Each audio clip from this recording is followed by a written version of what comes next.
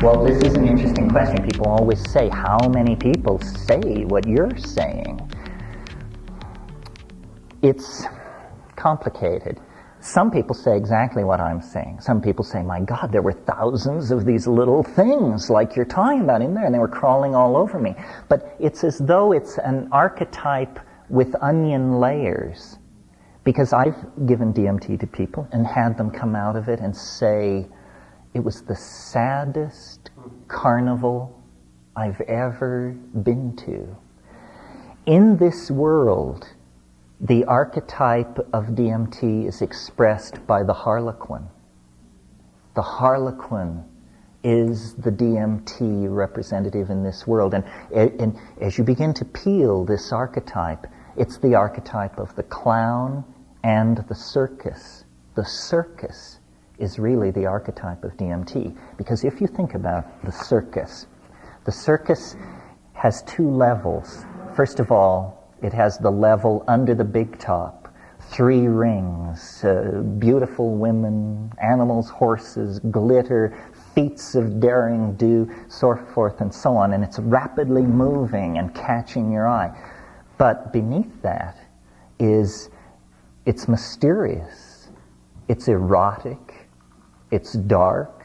The lives of these people out away from the lights are very complicated. It's an old tradition. It's rooted in nomadism and magic and an outclass group that comes into these medieval villages. I mean, you can imagine the circus was a magical thing before high-tech culture.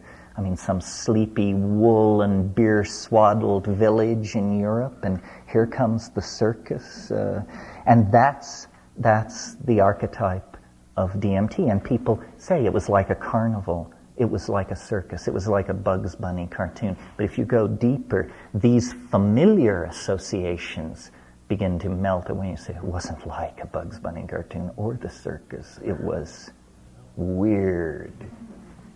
Okay, I know we can grow mushrooms and we can develop, as you said, the touch. If we work on that the universe allows that to come to be. And I understand pretty much where ayahuasca comes from. We might need to get in contact. But DMT, you're talking about smoking.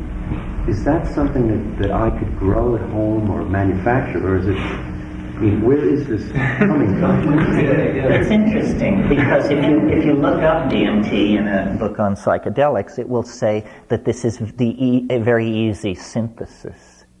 Well, God, try and find somebody who has performed this easy synthesis. And I've seen outrageous gunk that people were trying to palm off as DMT. DMT is a rose, a pale rose or pink powder. It is not a brown fluid with grainy crystals floating in it. I wouldn't get near something like that. DMT is, interestingly enough, the commonest of all hallucinogens in nature. It occurs in many plants and in certain animals. It occurs in the human brain. It occurs in fish. But it rarely occurs in amounts sufficient that it can be concentrated into an unambiguous trip. It's always just a hint, just a touch. It's very hard to get. I have an almost mystical attitude toward it. Some of you may know Jorge Luis Borges' book Labyrinths. Well, in Labyrinths, there's a story called The Sect of the Phoenix. And if you go back and read The Sect of the Phoenix with DMT in mind, you'll see that this is what it's about.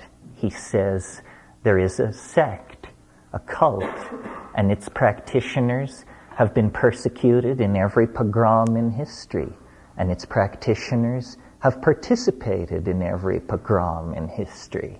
It knows no class barrier, no racial barrier, no place, no time. To the initiate, it seems ridiculous. One child may initiate another. Doorways are propitious places, so forth and so on. So years ago, when we first encountered DMT, the real miracle about it is, how do they keep the lid on this? Why isn't it 4-inch high headlines. You know, we live in a culture where people jump out of airplanes for the fun of it. And yet, there aren't DMT societies. Nobody is talking about this. And it makes jumping out of an airplane look like peanuts in terms of, if you want thrills, this is thrills. So I think, I mean, it's an oblique and perhaps to you not satisfying answer, but I think the way you find DMT is you cultivate an attitude of expectancy. It also helps to know such a thing exists, because if you don't ask, you know, who will tell you? Yeah. Well, just to continue what he's asking you, are there people who make DMT, and what is the closest plant that you can Closest plant. Well, a number of plants, most of them are tropical and fairly exotic. You see, nowhere on earth do people... Oh, wait a minute. No, that's not true. In the Amazon, there are people who snuff the resins of certain trees, and that's a pure DMT trip, concentrated enough that they're having a pretty strange experience, like smoking it, but not quite. I've done that. It's very painful, because you have to fill these tubes with like a tablespoon full of powdered toasted seed, and then somebody in the village blows it up your nostril. Is that a pena? Ivina, yeah. And it's, you salivate, you scream, you fall backward. It's like being hit in the face with a 2x4. And then, by the time you've come through all this, they've got the tube reloaded and they're ready to do the other nostril. And then out of all this ground up seed material, there is enough MEO and DMT that something like a DMT experience occurs.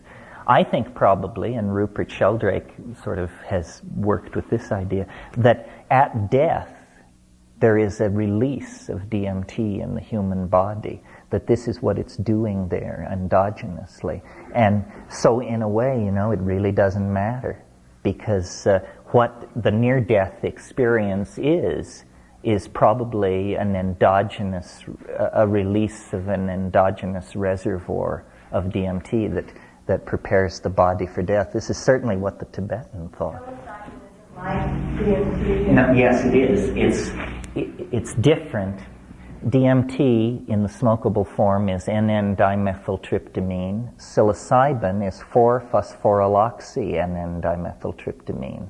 The phosphoryloxy group comes off as it crosses the blood-brain barrier. So psilocin, which is the active cogener of psilocybin, is very close to DMT, but it slow releases, so the trip lasts 4 to 6 hours instead of 4 to 6 minutes. Experiences like with the types, anything like that? Yes, but you have to take high doses and work at it pretty hard. No, a high-dose mushroom trip, if you practice breath control and sit in silent darkness on a high dose of mushrooms, you can eventually navigate yourself into a place that's indistinguishable from the DMT flash. It's just that instead of it occurring 40 seconds after dose, it occurs 2 hours after dose, and you feel like you've really kind of coaxed it into being. With DMT, you don't coax it into being. Some kind of shamanic guide to do something like that and take those kind of doses? I mean, some people just slip out and then come back. Right? Well, the don't ever come back cases are rare. No, I think it's good to have a guide, especially when you're first getting into these things. But one shouldn't have illusions about the guide. I mean, the best guide I ever knew, people would be lying there dead as a stone, and then they would come out of it and want to talk to him about it. And he had this wonderful line, which was, he'd say, "That's nice, now go back to the music."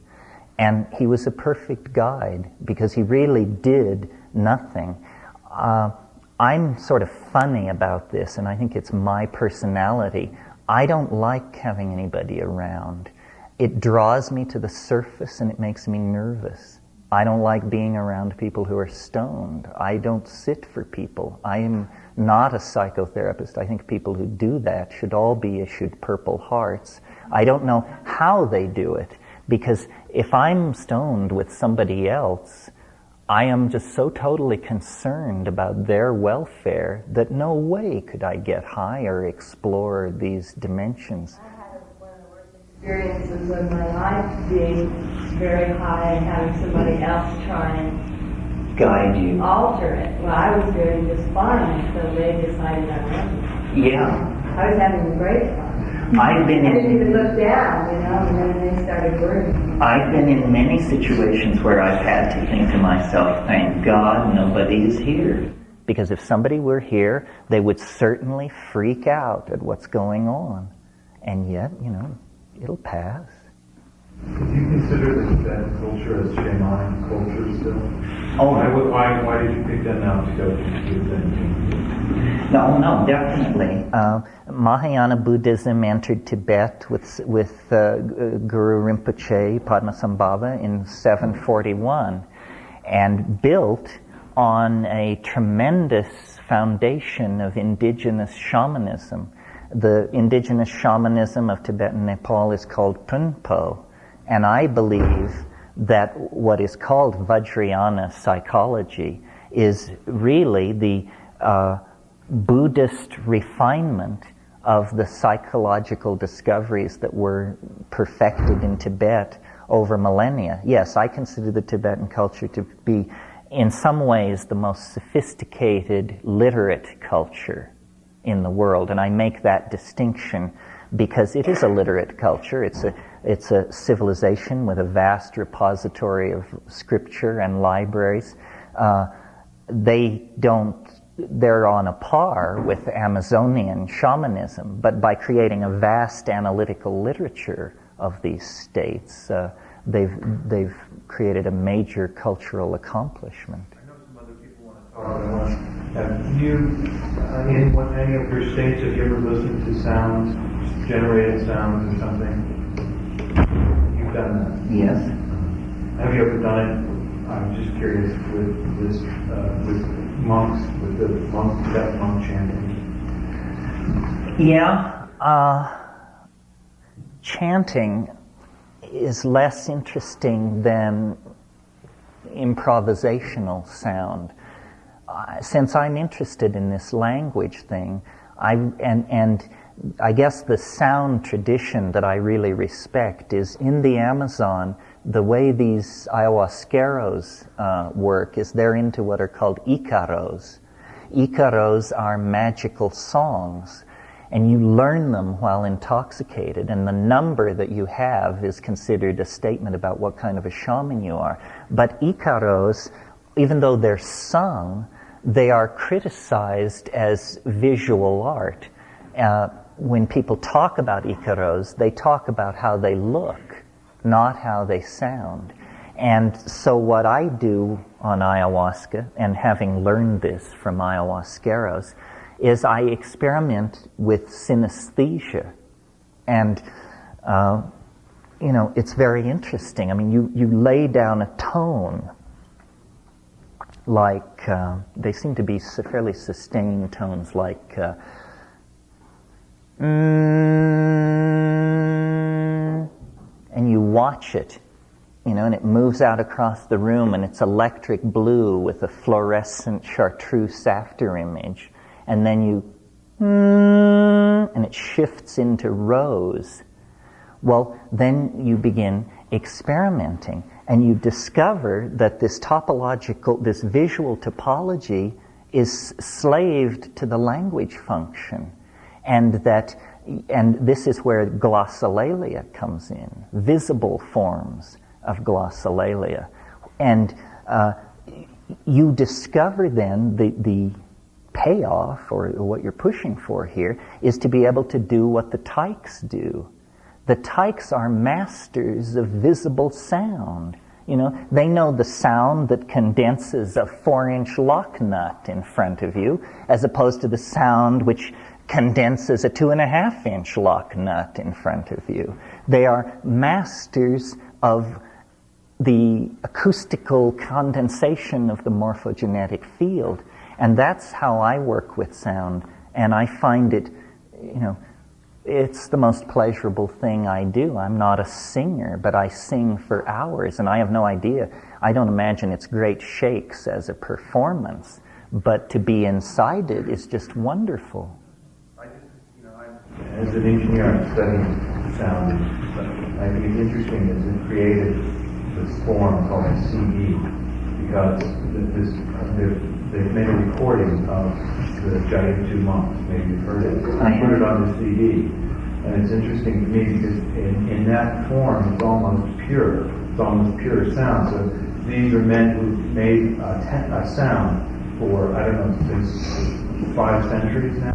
This is a chant that they've repeated for 5 centuries. And now our technology has brought us to the point where we can now reproduce this thing, all as if we were 4 centuries ago, listening to it for the first time. And I just think that's an interesting phenomenon. If in one of your states you heard this sound, maybe you would be able to enter with guides somehow with what they were trying to do.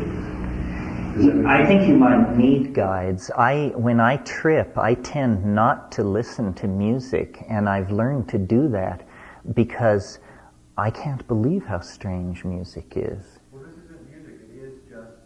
I think a lot about in true hallucination when you're talking with your brother and you're sitting at a concert, he's trying to make that sound, or ace, whatever sound it is. That maybe there are other cultures that already have discovered these sounds and are working with these sounds. I took an ayahuasca trip in Hawaii a couple of years ago, and a friend of mine who's a rug dealer had brought me a tape that he had recorded in Afghanistan. And for some reason, I almost never listen to music, but I dropped this thing on. I'm still vibrating from this experience, and I don't know what I heard. I'm not educated musically, so I don't have a complex vocabulary, all those wonderful technical terms that musicians use, timbre, but something is going on in this music that you can hear on ayahuasca, and you feel the person making the music, and you feel how strange they are. You feel that they're so strange that they're not a person at all. And you just say, my God, what is happening in the northern mountains of Iraq and Iran, where this devil worship thing has been going on for thousands of years, and the Yazdi and the cult of the peacock angel and this weird stuff that goes back 15 and 20,000 years. And then you hear in the music, it makes your flesh crawl. It's not human music. And I don't really know what to do with that kind of perception, because all you can do is sit somebody down and make them listen to the recording, and then they just say, yeah, that's really a weird recording, and boy, are you weird to make such a deal about it. The music that you hear in your own head is astonishing. Real music. I remember once I had run out of dope in the Seychelles Islands. And when we hit Karachi, we went tearing into town off this liner and scored a bunch of hash and brought it back to the liner and smoked it up and even ate a bunch of it. And I was nailed to the floor in this guy's stateroom, and I thought he was listening to his Walkman or his Squawk Box, the most incredible rock and roll for hours, pounding lyrics, brilliant rock and roll. And I'd been in Africa for a year. I thought that this was some new hot band that had been released, like I was discovering Blind Faith or something. What I didn't know was, nobody turned on the radio.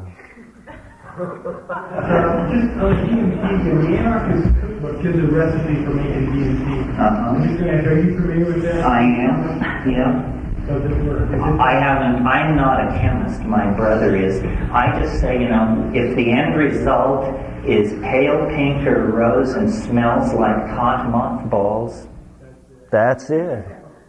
Hot. Oh. Terence, I just want to ask about ayahuasca and vomiting. And should we repress that? Should we allow that? If we have vomited, should we? The question is about ayahuasca and vomiting. In the Amazon, ayahuasca, one of the things it's called is la purga, and the people place great stress on vomiting and feel that they're getting rid of toxins and that this is real helpful. I sort of go back and forth about this. When we went down to the Amazon, we took it with them and didn't vomit, had strong nausea, but would always repress it. And they said, you're so clean, you must really live a clean life. We're amazed that because we didn't vomit. But then we stayed with them many weeks and we kept doing it, and then there were trips where I did vomit. And I felt that the vomiting was helpful, that the trip was more interesting. So I think it's sort of according to how you feel about it. If you can hold on to it, it's really cleaning you out all the way down. Not vomit. It would be my weak recommendation. And it's important to know about ayahuasca that it's killing intestinal parasites, and this is a major cause of death in the tropical third world. That's well understood that it kills intestinal parasites. It also, experiments done at UC Med Center seem to indicate that it will kill the trypanosomal phase of the malarial organism. Well, if it's prophylactic for malaria, that's tremendous in that area. The way it's done in South America is on two levels. There's the trip, the Saturday night ayahuasca intoxication plus or minus vomiting, but then the shamans are into diet, and they will tell you half of ayahuasca is diet. And the way one shaman will state his credentials to another is by saying how long he kept the diet. This is very, very interesting to me because I think that, as I mentioned last night, ayahuasca is a kind of brain cocktail. There's nothing in it that isn't in your head normally. It's just that you shift the ratios so that, to my mind, ayahuasca, if any psychedelic anticipates a future evolutionary state of human beings, it must be ayahuasca, because a very 1 or 2 gene mutation of the neural pathways of the human brain would end you up in an ayahuasca state all the time.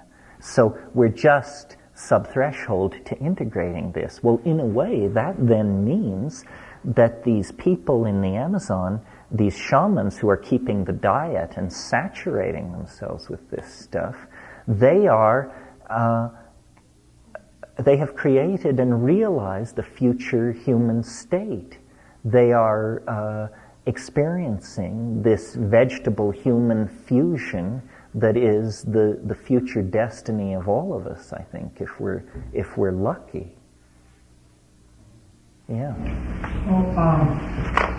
Well, the thing that's been interesting to me from my own experience, and it seems like there's 3 kind of parts of the equation that I see in psychedelics. There's the substance that you take. Then there's the person taking the substance, and which includes the background of the person, the type of person, the setting around the person, what the person brings to the experience, and then there's this realm, this hyperspace or morphogenetic realm or whatever it is, whether it's inside or outside or wherever. And it's almost like there's these three points with a number of spokes or a variation of spokes, and depending on how they fit together, any number of combinations can evoke a number of experiences along possibly a structural model or map. I've come to this because largely through listening, or partly by listening to your descriptions of your formative experiences, particularly the DMT experience, which I did DMT in the 60s and had a very similar experience. But my own formative psychedelic experience goes back to an experience that I had on LSD. And I had taken a lot of LSD and always had the more or less psychological, trip with people or with an environment. But this one time I was given something that at least I was told was LSD. It was in a sugar cube form. I took it. It came on very quickly. And I had an experience that was totally other. I mean, totally different than any experience I'd had up to that time, which included, leaving my body, going into other realms, seeing time dissolve and be put together, visual, eye-open, closed hallucinations. And it had a particular structure to it. And since that time, I've done numbers of other, including Amanitas, including the Cubensis, and had experiences which always seemed to go back to that, as if I was shown a map. And yet again, it was with LSD, and it was different than any other LSD experience I'd ever had. But for this reason, I'm speculating on on those interfaces. Like there's in primitive cultures, there's with the different clans or the different animals that people adapt, as if there are people that have different experiences because of just what they are. Mm-hmm. Anyway, I just wanted to offer. Well, there are at least those factors, the substance, the person taking it, and then this other realm. It's highly unpredictable. And this must mean that there are hidden variables. And they could be astrological or dietary or something else. It's very tricky. You never know what you're going to get. The strange thing about psychedelic voyaging is it doesn't get easier. Having done it a lot doesn't make it easier to do, because surrender is you're always a virgin when you surrender. There's no practicing surrendering or being used to surrendering. Each time it's a fresh issue. And I don't know, this X factor, I think about it a fair bit. The way I've come to deal with it, since I can't figure out whether the X factor is astrological or physiological or whatever, I write the final check before I take a psychedelic trip is the I Ching. And because I figure, it's a litmus test of the synchronistic river. And if it says no, go, we don't go, even if all other conditions are perfect. So what is your plan? Since you have access to stuff that we obviously don't. What's my schedule? Or how? Now you can look very, very much ahead in your own mind about what you can do with this stuff. I'm curious, what is your projection for yourself? You're doing the garden stuff, obviously, but what you can do is there's no end to understanding, because understanding, now this is Alfred North Whitehead, understanding is apperception of pattern as such. There are many, many patterns in this room. We could study how men and women have placed themselves and then draw a bunch of conclusions about men and women. But we could study how people in blue jackets have placed themselves, and then we would draw a different set of conclusions. How Jews have placed themselves. Each one of these is a level of patterning going on in this group. There are an infinite number of these levels of patterning. I'm a gnosis junkie. the reason I take psychedelics and the reason I do almost everything I do is to understand, is that understanding itself will save us. That if we correctly understand the situation, that is the ultimate salvational act, and that it can come through this. In a way, I guess, I take the world as a kind of koan, and I just puzzle over it, and puzzle and pick at it, and my belief is that if I actually ever get it right, it will just dissolve. It will be seen to have been a synthetic construct of some sort. So it's the bedrock of understanding that we're always drilling for. That's what it's good for. And I've understood many, many things along the way, insights into personal relationships or design problems or understanding of historical epochs, stuff like that. But the joy of understanding is the main motivation. Understanding is a form of empowerment. Understanding is a form of love, because you can't love what you don't understand. So, this is probably the triple Scorpio egghead talking. But for me, understanding is an act of love to the universe, so that's what I'm doing there with it. Yeah, one of your images that fascinates me from one of your talks was as a way out of the crisis that we're in as a species is disappearing into our own 500 acres of paradise in a computer chip and maintaining the planet as a garden. And the idea of getting there through technology, and technology being based on the ongoing destruction of ecosystems and species dropping out by the hour, how do you reconcile that How idea? can technology save us when technology is destroying us? I mean, if the garden is a wasteland and we've gotten out, who are we, then at that point? Maybe we should just bow out gracefully and let life go on. How do you deal with that dichotomy there? Somehow, what has made technology so destructive and what has made science so terrifying is they have exercised spirit. There is no spirit left. If we were willing to allow and spirit is necessary. By getting rid of spirit, science forever abandoned the possibility of explaining life. They won't be able to. As long as they're reductionists, they can forget about explaining life. If we were to allow the spirit back in, then our science would begin to look more like alchemy. I believe that we have to get past this subject-object dualism.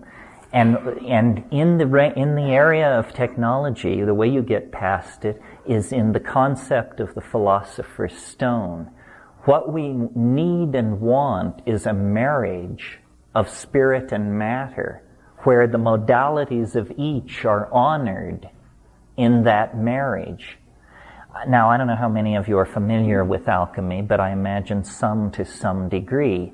Alchemy was the belief that there was a perfect form of matter, and that if you could create this form of matter, it would make you immortal, it would feed you when you were hungry, clothe you when you were naked, shelter you when you needed shelter. You could carry it around. It's like an object, which when you need to eat, you eat it.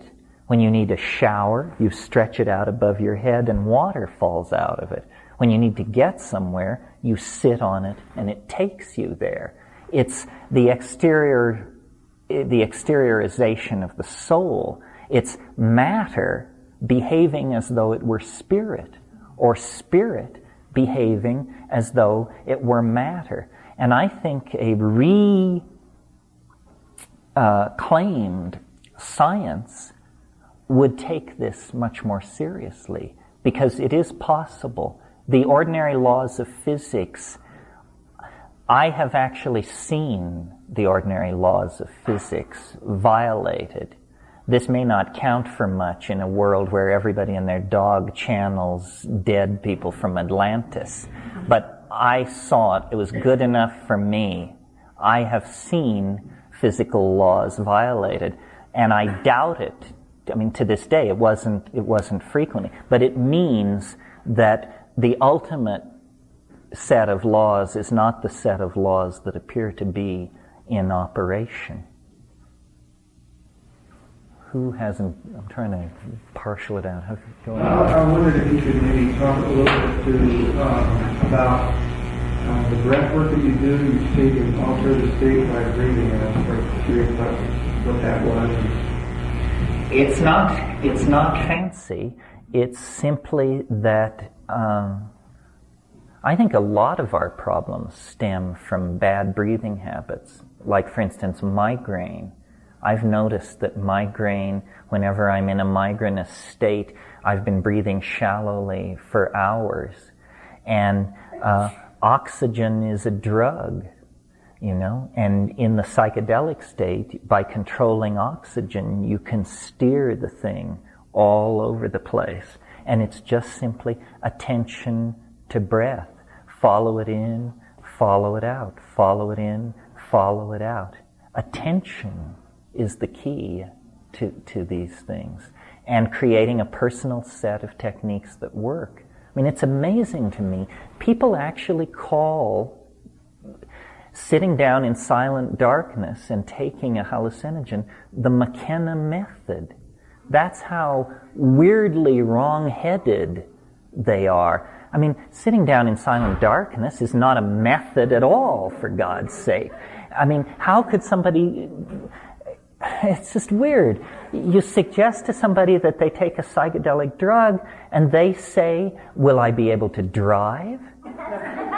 What a weird slice that is. It means they don't know jack shit about what's going on. I mean, you want to look at your mind, right? So shut up. Sit down. Close your eyes. Now you're deep in the method. How does it feel? You simply want to limit sensory input and watch your mind. That's the technique. And it will carry you. This guy, Roland Fisher, he's now dead, but he gave 25,000 people psilocybin and studied their reactions in experimental apparatus. And I said to him one time, I said, "Roland, you personally, what do you make of the visions? Isn't that the important part, that this tremendous flood of visual?" He said, "I never closed my eyes. I never closed my eyes. Not once. Not for a moment." It was a 12-year research project. These guys are just bound and determined to miss the point.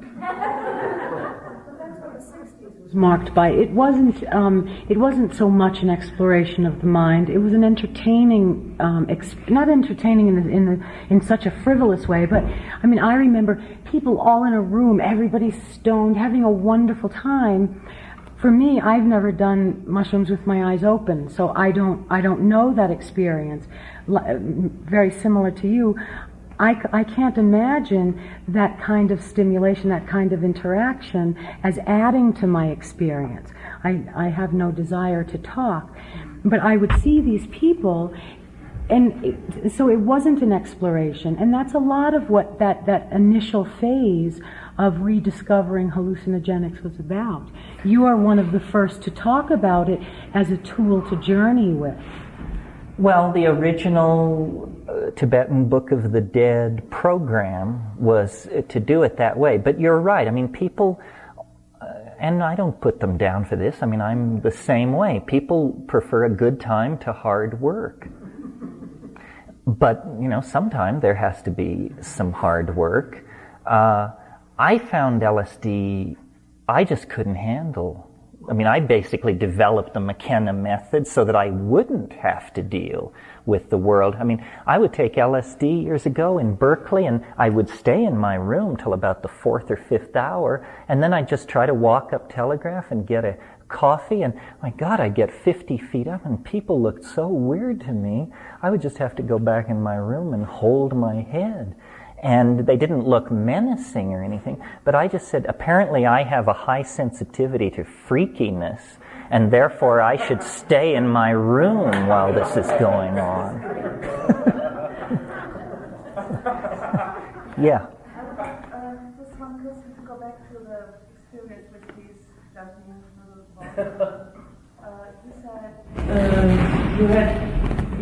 you said you thought they would like to feel, and then you said you had the feeling that they wanted from you your knowledge about the eating. It's the only thing I can figure that they... How did you come to that? It will be clearer this afternoon because I'll show on the computer what my ideas about the I Ching are.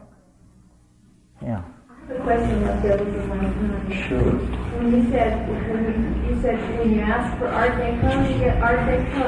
When you ask for Time Baroque, you get Time Baroque. The question is, if one knows nothing about Art Deco or Time Baroque, do you get it anyway? I think you must, because when I say to it, surprise me, it does. And then it also, I didn't tell this last night, but the real test is I can say to it, go weird. And it begins to just go so weird. Finally, you just have to say, that's weird enough. My dialogue with it, I say to it, and this is my attitude toward taking mushrooms, is each time I want to be able to stand more. I know you are not as you appear. This is me talking to the mushroom. I know you are not as you appear. Lift the veil slightly. Please be aware of my fragileness in this matter, but please lift the veil slightly.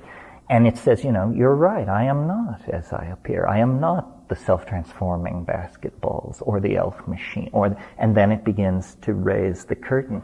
And you can only stand so much of that, because what it is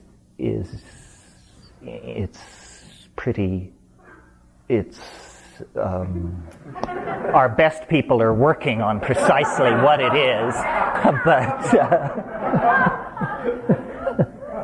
yeah. I'm going to share that I've had a similar experience through lucid dreaming, where you have the stage now. You're kind of the actor, and you can create out of that whatever you want. I'm not able to do it at will, but when I'm in a lucid dream and I wake up in the dream, I can manifest whatever I want with that dream. It's sort of similar, like Baroque or Renaissance, or you can say what I usually use it for is to try to find out something that I don't know about myself. Like you can ask it, well, is there anything from my childhood that I can't remember? Right. And it will tell me. That's something right. will happen, or I can say, well, I think I'll talk to myself. I'll put myself in front of me and I'll ask myself questions that I don't know. Do you think that the the Tibetans were also very adept at lucid dreaming and the training of lucid dreaming, and part of the training that the Tibetans teach is breath control to get into that state. So my question is, can you really reach the same state that you're describing with psychedelics through lucid dreaming and use it to go to those realms that are kind of universal realms that other people would recognize? And I'm saying it's beyond just my personal contact, because I see things that I know nothing about. It's a very interesting question. I don't know. You have smoked DMT at some time in the past, or taken a psychedelic drug? Yeah, that's what it is. Can you, in your lucid dreaming, say to it, stone me on mescaline?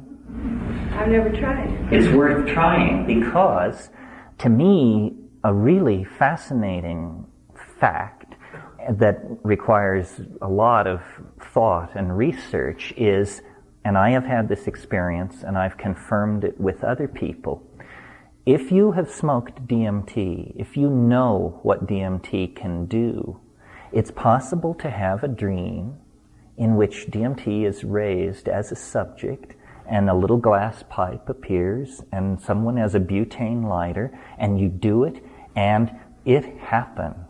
In the dream, it happens. 100%. Well, to me, this is a medical bulletin time. We've just proven something here. We've proven that on the natch, you've got all the building blocks necessary to do the thing, because it's happening in a dream. So then all we have to do, by, beating it out of Tibetans or studying lucid dreaming or whatever it is, all we have to do is, if lucid dreaming can deliver its promise, then we should stone people on DMT, then teach them how to lucid dream, and then they've got the key to connect to the bedrock of the goddess. I think this is a tremendous area for research. Any of you who are neurophysiologists or psychologists, or I don't know who has the stick in terms of doing research on this, but this is very interesting. We're not talking disabling flashbacks here. We're talking real psychedelic experiences that happen to unstoned bodies in dreams. What does this mean? What can we do with it? This may be where the answer will actually come. In fact, the answer may have been staring us in the face all the time. Imagination and dream and psychedelic spaces are all different roads into the same ranch country. Why don't we break for lunch?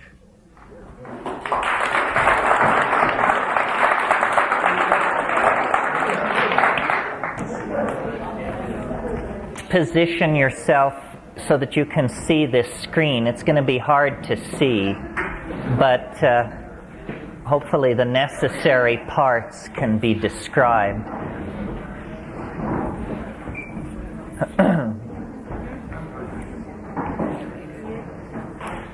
Well, there may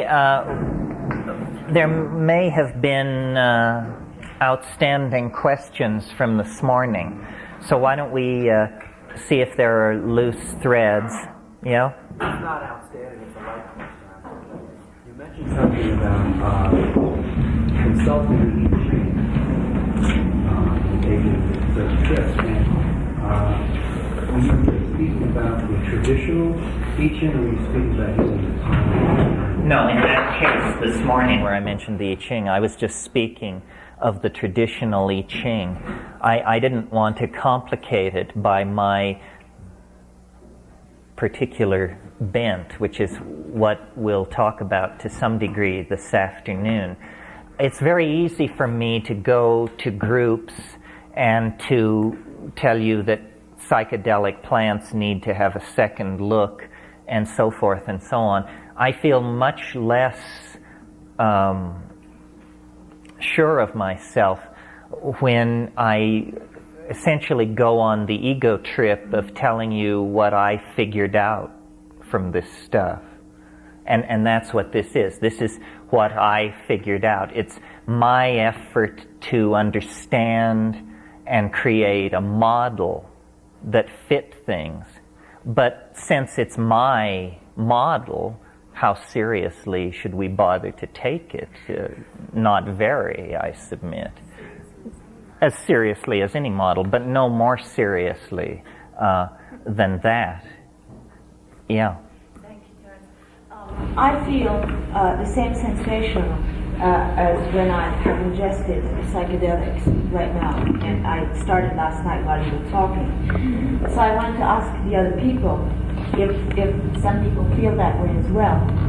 And I wanted to ask you if you've heard that it happens by osmosis, or the LSD experience is reactivated when like-minded people get together. Yes, although before you think it's a good thing, you should read The Three Stigmata of Palmer Eldritch by Philip K. Dick, which is the drug trip par excellence. Occasionally people tell me, and I don't know what this means, but it's disturbing. People tell me that on their trips I appear to them. One guy even said I appeared, but he didn't know who I was. But then 6 months later, he came to a lecture and he realized the guy on the stage was the guy who had appeared to him in the trip. I find this very unsettling and probably an indication of bad mental hygiene. And so for that reason, I recommend the 3 Stigmata of Palmer Eldritch, because that was a drug where you saw the maker. When you took the drug, you met the guy who made the drug and what he had in mind. One quickie, when you get DMT, is that distilled out of the plant or does it come out of a test? It can happen either way. It depends on whether you're an extractive phytochemist or a synthetic chemist. It can be built up out of tryptophan in the synthetic synthesis, or it can be extracted from a number of plants, the range grass, Phalaris arundinaceae. Are there books on this? To do the extraction? There are books. There's a rare out-of-print book called A Psychedelic Guide to the Preparation of the Eucharist, which, if you can get your hands on that one, that's one they don't want you to read for sure. Since you ask about books, I should just mention a couple so that you can educate yourself on the details. The Botany and Chemistry of Hallucinogens by Richard Evans Schultes is, the dictionary, the encyclopedia of the hallucinogenic plants of this planet, and it has a huge bibliography and can lead you on. Many of the books that Carmen has on the table here have good bibliographies. Much of what you may want to read, especially about drug plants and shamanic practices, never makes it into hardcover, is published in journals and nowhere else. The Journal of Ethnopharmacology, the Journal of Psychoactive Drugs, the Journal of Drug Issues, psychedelic monographs and essays. These are all publications that are interesting to follow. Yeah. If there are infinite dimensions and many being subjective, I'm just wondering if, in your experience with psilocybin, do you think it approximates the Bardo, or have you gotten any kind of clarity about, Bardo or even post-Bardo reality? And one more part of that is other consensus realities. I know that ayahuasca produces that, but I mean other consensus realities that you might have experienced in terms of like lands of the dead, or or ancestral places, or... Well, I think there's a shamanic topology of some sort. That windswept plain, the doorway, the world tree, all these cultures describe consistently some kind of topology. The Bardo emulating drug, in my opinion, and I've discussed it with Ken Ring, who's the near-death experience guy, the Bardo drug seems to be DMT. One of the really puzzling things about these experiences is how unanticipated they are in folklore.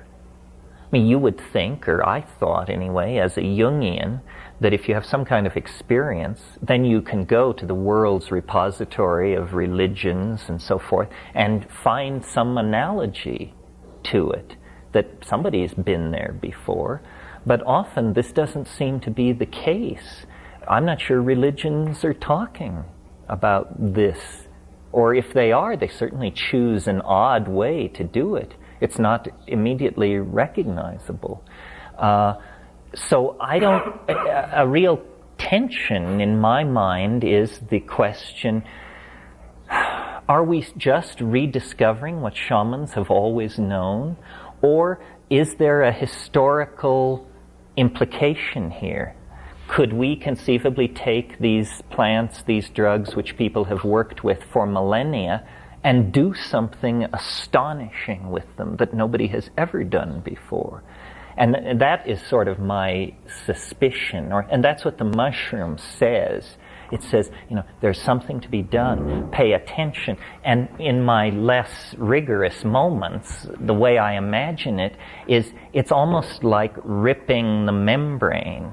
I mean, if you could rip the membrane that separates this world from that world, the oceans of notions stuff would begin flowing through, like oobleck or something.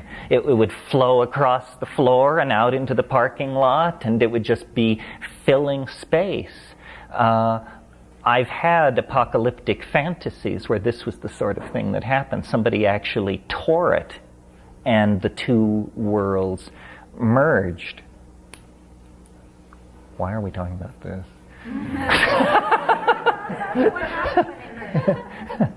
Well, you see it. It's, this fluid that the shamans produce on the surface of their skin or out of their mouth that you rub and look, and then you see space and time, and it's some kind of, we can't even conceive of what it is, because for us body fluids are icky, and that's about as far as it goes.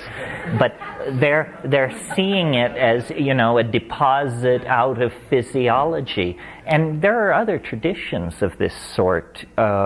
Lamas of the Tibetan ilk, of high spiritual accomplishment, when they are burned, they shake the skulls after burning, and they shake out these little things. The word escapes me at the moment, but little round pearlescent things. And the number of these that come out of your skull is felt to be an indication of how much meditating you've done in your life. Well, obviously, these are quasi-metallic, ferro-organic, superconducting silicates that have been created through a process of meditation in order that the astral body may have a seed to sit upon, or something, So, pearls of wisdom. Yes, in fact, in Japan, they revere these things, and I've seen little shrines, little reliquaries that mounted on a golden spindle, there will have one of these. I wanted to obtain some and actually subject them to some pretty rigorous laboratory testing, because I thought, maybe it is an organometallic silicate superconductor. There is one way of looking at yogic doctrine is that it's pretty straightforward, and that what is happening is something is being built in the body and lifted from chakra to chakra to have various things done to it. And finally, it passes out through the anterior fontanelle at the top of the head. At that point, that's called the Po-Wa yoga. At this point, you're supposed to be able to freely command the moment of your death. Well, is it because you can freely command the coming and going of this self-generated organic superconductor that is somehow self-identified? This is getting close to alchemical reality. This is the distillation of the philosopher's stone, the creation of the alchemical child. It's a condensation of the self out of the body. Well, this kind of thing is endlessly interesting and suggestive that we haven't really explored the frontiers of what is possible. Anybody have anything else before I go this way? Yeah. I was curious if maybe you would talk a little bit about Datura and about morning glory seeds. Sure. Different subjects entirely. Let's talk about morning glory seeds first. Morning glory seeds of the Ipomea purpura type, the heavenly blue type that is sold as an ornamental. This is a powerful hallucinogen. Make no mistake about it.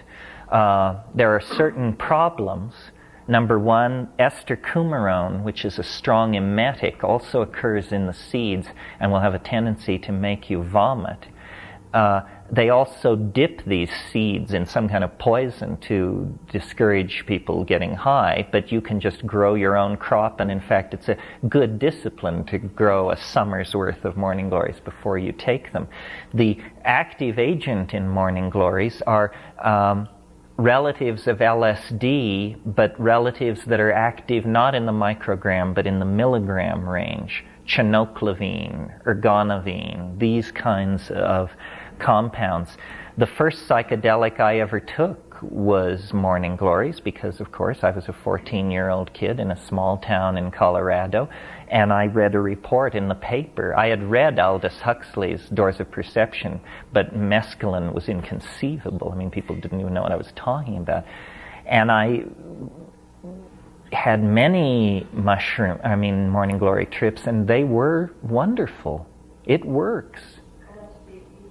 You have to take a lot. Of the Ipomea purpura, you have to take like about 200 seeds. It's a sickeningly large amount.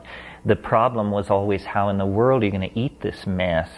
And, we would whip it into milkshakes, we would whip it into applesauce, because it's a horrible tasting, dry, powdery guck, So that was that. Datura is a horse of a different color. I don't consider it a true hallucinogen.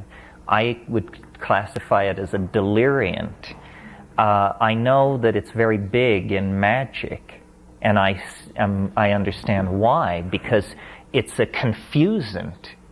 And magic depends on confusion. Even stage magic depends on a certain confusion. You're looking in the wrong place and so forth. And what Datura does, it's very hard to keep control of it. It erodes the core processes of the self so that you lose track of who you are, where you are, what exactly has happened. I took Datura several times in Nepal and had very strange experiences. I mean, they're not like other psychedelic experiences. I remember sitting in my little room in Bodenoth on the 3rd floor, and I had an open window. And I was sitting there alone, waiting for this stuff to come on, and then my mind would wander, and I would think, it's not working, it's just some kind of crap, it's not working. And then I would kind of lose attention, and these literally ghost-like forms, wraiths, would come floating in my window like in a cartoon, and they were carrying large sheets of newsprint. And they would release this newsprint, and it would flutter down across the room and like land across my lap. And I would fall forward and be reading these stories, and as I read, I would realize, this is it. This is the answer. And I would like pull out of it, and then I say, it's not working. It's not working. And then go back into this weird place. Well, that went on for about a half an hour, but then in fact, this is what I referred to this morning when I said I've had many experiences where I was glad nobody else was there because I felt they would become alarmed and then create a brouhaha. And what happened in these Nepali experiences is I was then slowly became aware something was going on, and so I'm sitting there waiting for this thing to hit. Suddenly I lift my leg up and throw it behind my back, and then the other one, and then put my arm through, and I'm there in this totally spazzed out, knotted position. I say, this is weird. Very carefully unfold, lay down, breathe deeply, and then it would happen all over again. And I think, boy, I'm glad nobody else is here. And this went on for hours, and I just felt, it's telling me I'm not for it. They say, these things choose you, and it was clearly. It was clearly not for me. But then I observed other people, and they didn't seem to be handling it too well either. A couple of days later, I was in the market buying tomatoes, and I met this guy, and I said, I had this Datura trip, and geez, I don't know. And he said, yeah, I'm experimenting with it too. In fact, I'm stoned right now. And I said, oh, really? Well, you seem to be handling it all right. And then the conversation proceeded a little more. And then he made a remark that clued me to the fact that he thought we were in his apartment.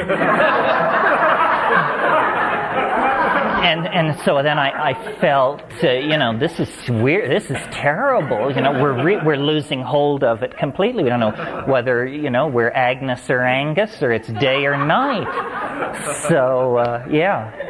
I know you can eat different parts of the plant. What parts of the plant did you eat? Was it the seeds? Is that what you'd recommend?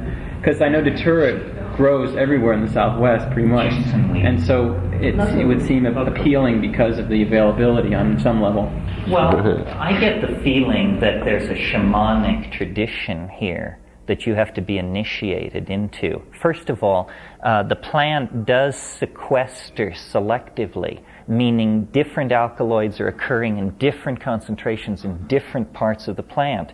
Eating the root could be completely different from eating the seed. Eating the deep root could be completely different from eating the root near the surface.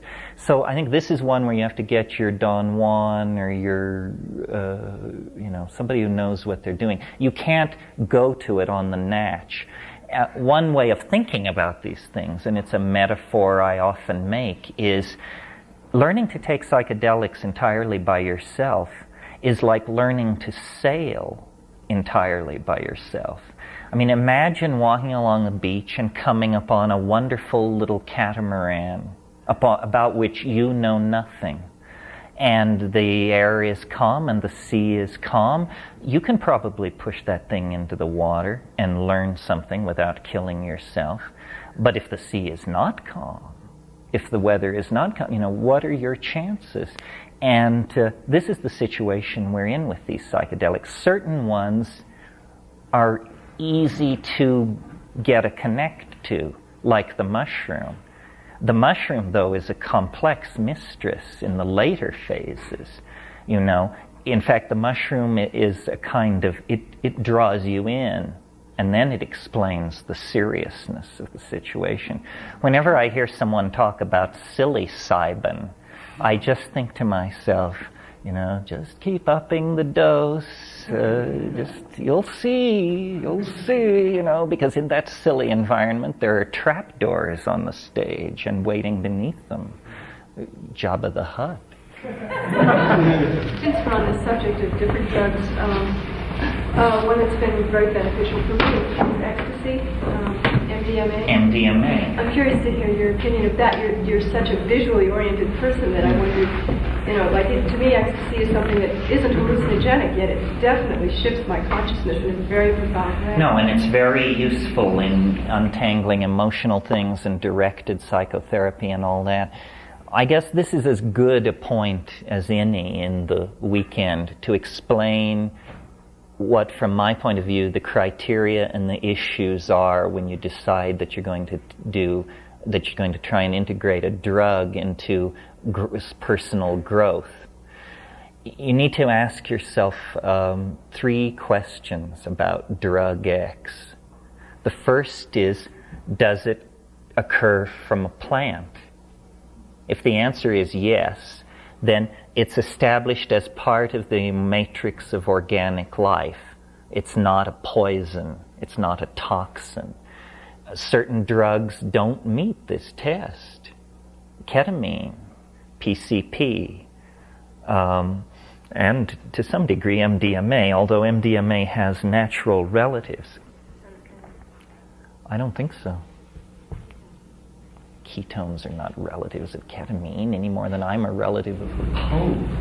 They're structurally relative. Yeah, it's structurally relative. Well, but in that case, everything is related to everything else. Anyway, ketones is not a drug. But it is a structurally relative created in the body. Ketone.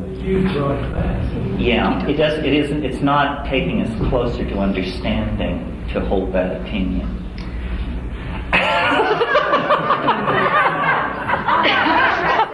But it has an element of correctness to it.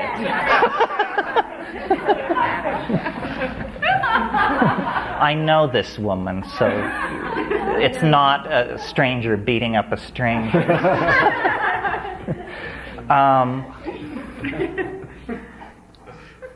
Okay, so does it occur in a plant? Second question to ask about a drug is, does it have a history of shamanic usage? This will vastly then narrow the list again. And this is giving you answers to very important questions.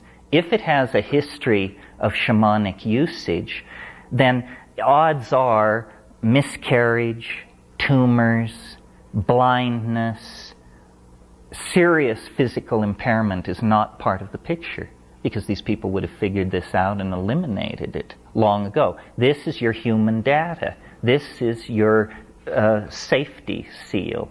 Thousands of years of human usage. And then the third and final and most limiting filter of all is, in my humble opinion, drugs should be as much like neurotransmitters as possible. We don't want to physically insult the brain, which is what you're doing when you're putting something into it that's completely foreign to it. We want the drug to perturb the brain and cause the psychedelic effect, but with the least amount of impact on all other brain systems. So then we have to, familiarize ourselves with the literature of neurophysiology and then make the decision. Mescaline, for instance, which notice would have passed the first two tests, occurs in a plant, has a history of shamanic usage, but does not have any relationship to, or very close relationship to, brain metabolites. Yeah. To be exact, you should probably say it has an unknown relationship. Well, based on Foston's correction, I don't actually think that's probably that it's fairer to say that its relationship is unclear and not obvious. It wouldn't surprise me to find that the human brain produces metabolites like amphetamine under certain circumstances. But the major brain systems have been explored. What we don't know about the brain is not what chemicals occur there. That's not the questions we're having difficulty answering about the brain. The questions that are difficult to answer about the brain is how does it do what it does, but not an inventory of the chemistry. Well, so then if it comes from a plant, has a history of shamanic usage, and is a near relative to neurohumoral substrate, you can probably get away with it being harmless. Now, we've gotten rid of most drugs by this process of elimination, but not the strong ones. Amazingly enough, the strong ones all survived this very stringent process of elimination. So the drugs we really need pass the test. So that's the kind of criteria to have in mind when you're thinking about, and it's not to say that, let's take MDMA for a moment. The physical signature is really ambiguous. MDMA does something to nervous tissue, period. And then the question is, does it do something which is bad, good, or indifferent? Fenfluramine is a diet drug that's been prescribed for 15 years. Nobody's ever squawked about fenfluramine. And fenfluramine does to nerve tissue exactly what MDMA does. It was sufficient to get MDMA scheduled that it showed this signature. Your doctor can write you a script for fenfluramine this afternoon if he's willing to. So, a lot of being a serious doper is doing your homework. Read the journals, know what's what, take care of the equipment. I mean, after all, the study of yoga demands the study of Indian metaphysics, so why shouldn't being ahead involve the study of pharmacology? You do need to inform yourself. The body is the instrument, but once blunted, it's hard to resharpen.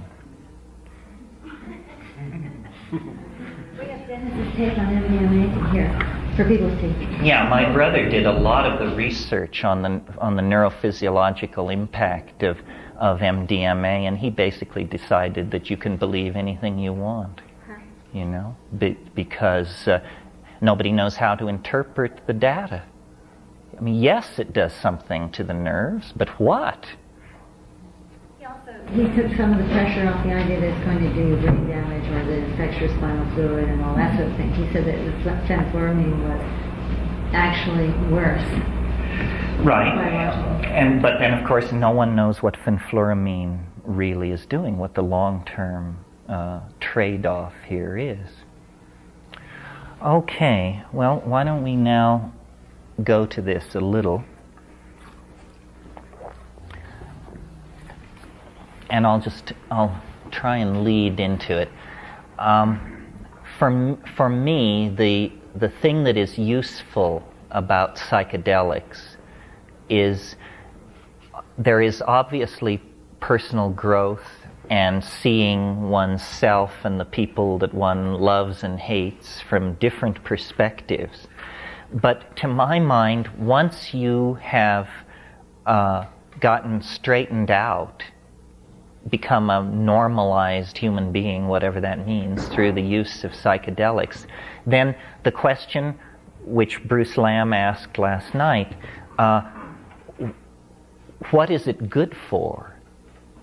What is it good for besides feeling good and getting yourself straight? Is it good for something else? Not that that is to be undervalued, but is it good for something else? The way I've used it is it's for ideas. Ideas, it's a tremendous tool for the hunting or the production of ideas. And ideas actually change history. In fact, history is the career of first this idea, then that idea, then another idea.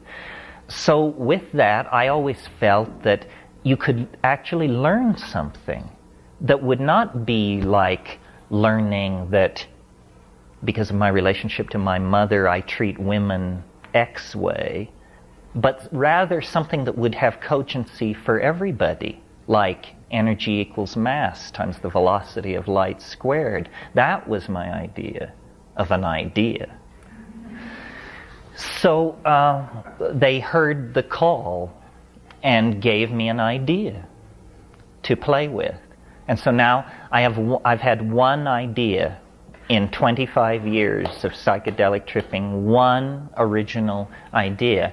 So naturally, having cornered you in this room, I can't rest until this idea has been put to you.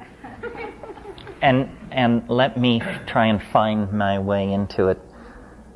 The strange thing about pie is, no matter how you slice it, it tastes good.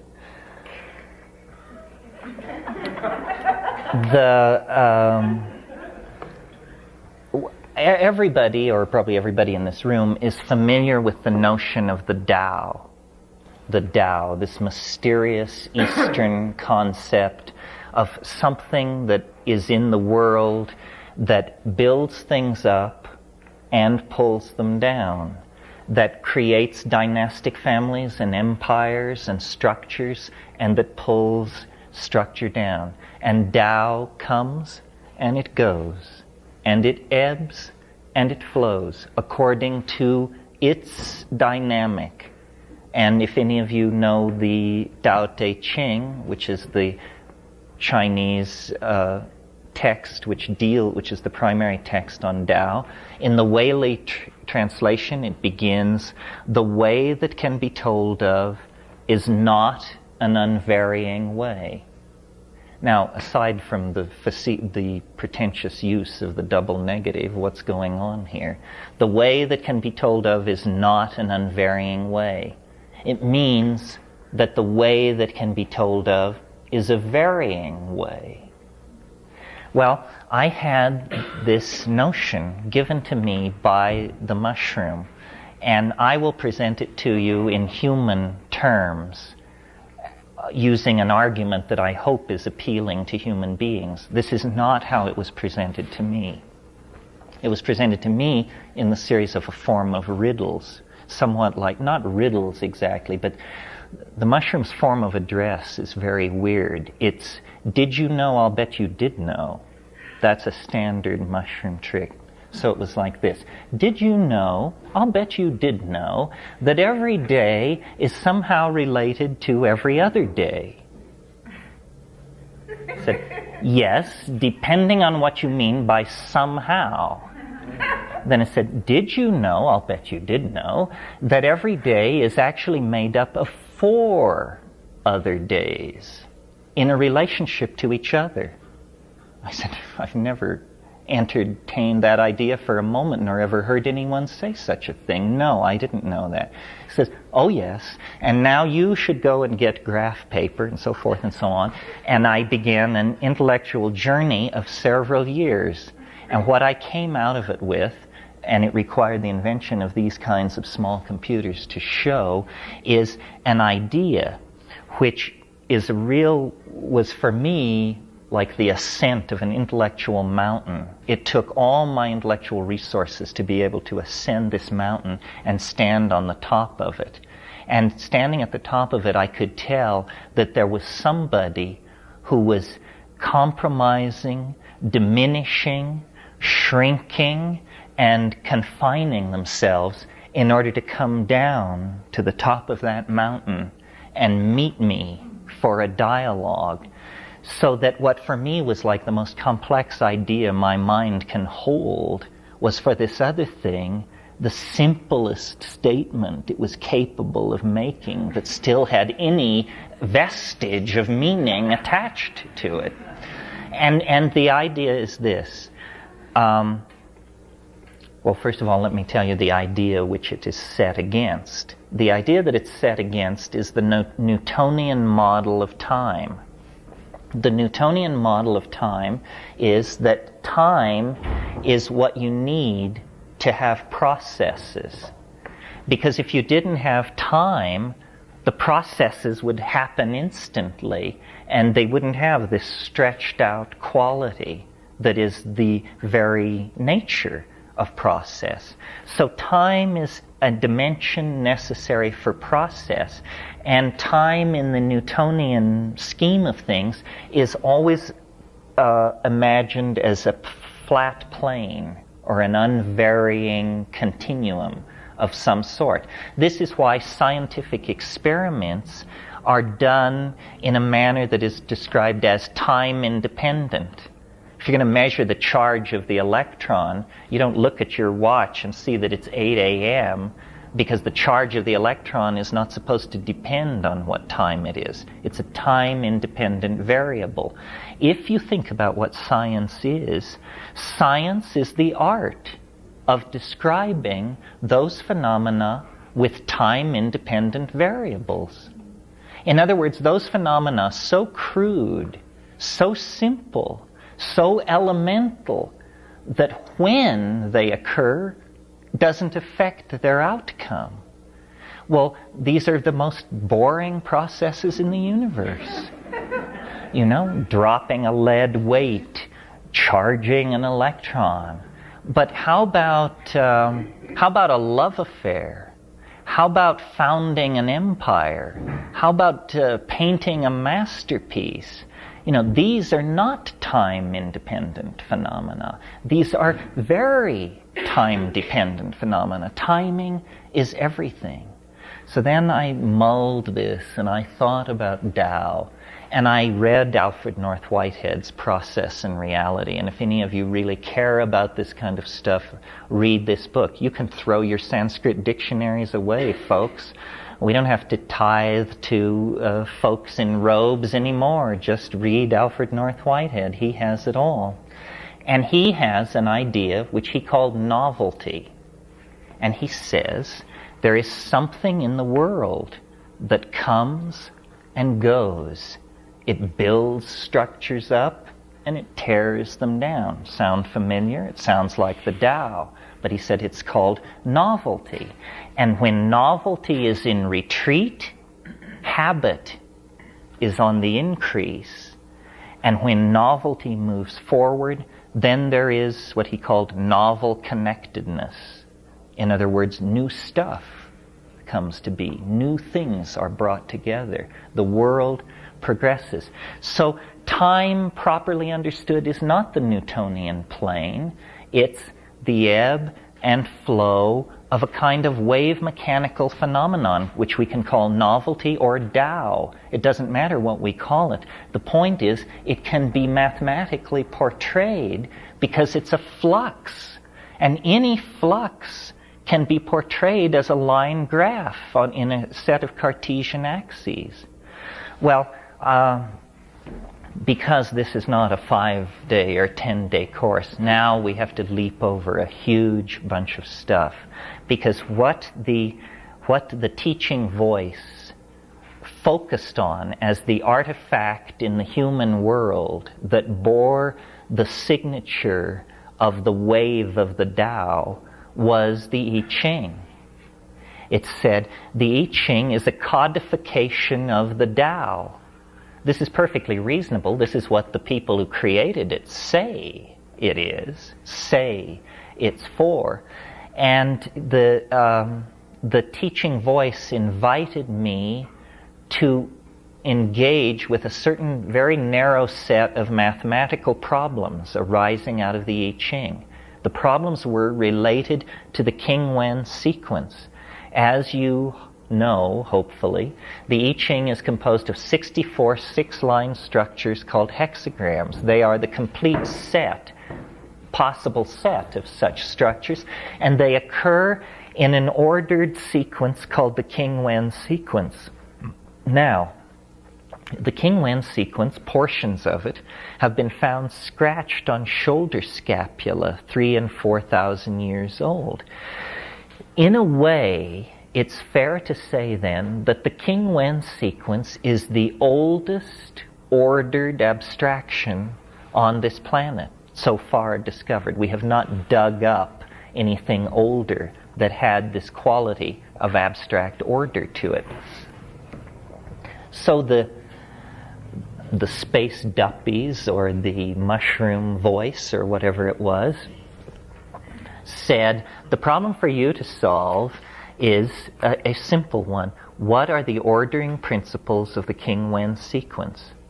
Now notice that there's nothing airy-fairy about this. The question has an answer, and only one answer. And it's going to be couched in logical terms. What are the rules which govern the King-Wen sequence and create it and no other? Well, I went into it, and at every stage I had insight that I recognized as beyond my capability. In other words, something was leading me deeper and deeper into this revelatory labyrinth. And what I finally discovered was that the King-Wen sequence is totally artificial. It has been very carefully constructed to serve as the basis for a fractal wave. And this fractal wave is like the topological mapping of the surface over which events must move. Now, in other words, it's like a map of time. The thing is actually able to produce a map of the unfolding of novelty that is as capable of treating the future as it is of treating the past. As though whoever it was figured out or created this model had a higher dimensional view of process, actually looked down on what we call all time, all space, and saw it as a kind of point, and created a map, a very basic kind of map. And this is what whoever was on the other side of the psychedelic membrane was trying to tell me. They were trying to teach me this map. Well, this is a very good strategy if you meet an entity out in the universe and you're trying to determine whether they're intelligent or not.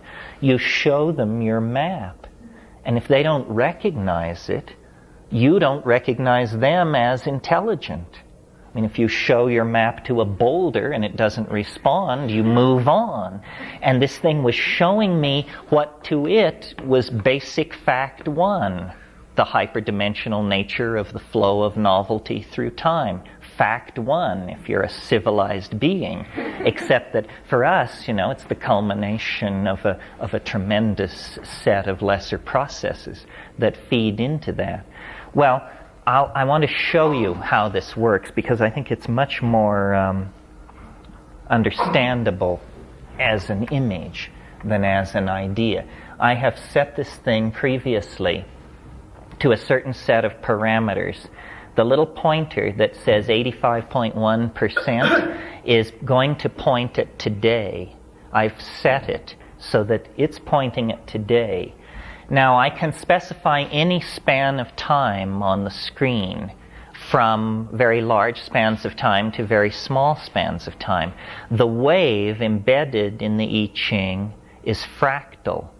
That means that the same forms repeat on many levels. For the initial screen, I've programmed the software to display 6 billion years, because this is slightly longer than what is normally assumed to be the life of the Earth. So while this makes this calculation, when it's done, it's going to draw a line on the screen. Now what you need to know about this line, this is important. When it moves up, novelty is decreasing. This may be counter expectation. So remember, when the line moves up, novelty decreases. When the line moves down, novelty increases. And I spoke this morning, without reference to this idea, about the fact that novelty is conserved. That the one thing you can say about the universe is that it generally tends to grow more complex. That you get organic existence on molecular existence, that you get self-reflecting language-using cultures embedded on primate organization, and so forth. It's, boy, this is a slow one, isn't it? Okay, so it's a picture of 6 billion years. Generally, what is it saying? It's saying that over that 6 billion years, novelty has increased fairly steadily, although there have been some fairly major hesitations, and novelty's rate of increase has been by no means even. There have been steep descents into novelty and long periods of recidivism. Here, what the novel event that occurred here is, along this thing, is probably the cooling and settling out of the surface of the recently condensed Earth. So that the entire history of life is encompassed in the last billion years, which is from here to here. And all the rest of this is pre-biological. So you see, all life at this scale, all life has occurred very close to the zero mark of the abscissa, or very high novelty. The fact that we exist is proof of the extraordinary novelty of the situation in which we're in. The 20th century, as we move toward its culmination, novelty is increasing asymptotically, to the extent that this is why I made the statement last night that in 100 years the Earth will be empty. It's because it's asymptotically increasing. We don't have 500 more years of this, or even 100 more years of this, because the rate of intensification is such that by, sometime shortly after the turn of the century, we will attain infinite speed, release infinite energy, so forth and so on. So this is saying that time is a kind of surface that closes in on itself, that there is closure, that the presence of self-reflecting human beings on this planet indicates that the possibility of closure is very nearby in time, probably it's confined within the million years we're in. It may be confined within the 100 years we're in. Well, we have a zoom function. So what I'm going to do is set this thing so it will fly toward this fractal mountain range. Each time that we do this, it will... let me locate, where's the escape key on here? Otherwise, I got it. Okay. Each time it does this, it slashes the screen in half, and more detail begins to emerge. So we had 6 billion years on the screen, now we have 3 billion years on the screen. And what happens as you blow up, do you all understand the concept of a fractal? Do you know what that means? It's a self-similar curve. This means that when you take a small portion of it and blow it up and magnify it, it looks like the thing you started with. And it's at every level embedded into itself. Many, many processes are now being understood to work this way. Coastlines are fractal. The distribution of one-eyed people in a population is fractal. You actually get clustering. Now here we're looking at 3 billion years on the screen, and this is the evolution of higher life. This steep descent here is where biology gets its real hold. The prokaryotes are replaced by the eukaryotes. Now, obviously, the thing is not terribly convincing at these huge scales because we can move it, we can adjust the endpoint to anywhere over the last 10,000 years, and this thing will barely jiggle. But as the zoom continues, eventually it's going to get down into the historical epochs where we're all familiar with what happened. Yeah? Would it be useful to apply the Hermetic maxim, as above, so below? Is that the same kind of idea to fractal? As above, so below is definitely a fractal aphorism. Yeah? What's the writing on the side? Say on the right-hand side. Oh, these are all the various options.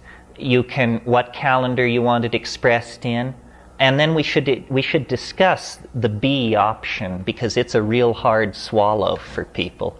The B option is what's called zero date. Because this is a theory that time is a wave mechanical phenomenon, all waves have lengths.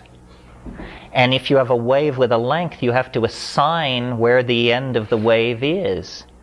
This theory demands that we choose an absolute date for the termination of the novelty wave.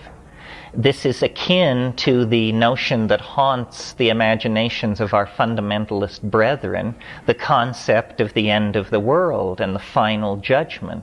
Nevertheless, I've managed to take enough drugs and spend enough time with this thing that I've convinced myself this is more likely than the scenario that the Earth is going to continue pretty much as it has for millions and millions of years. Every theory has a hard swallow in it. Let's take the straightest theory around, which is the theory we inherit from ordinary science.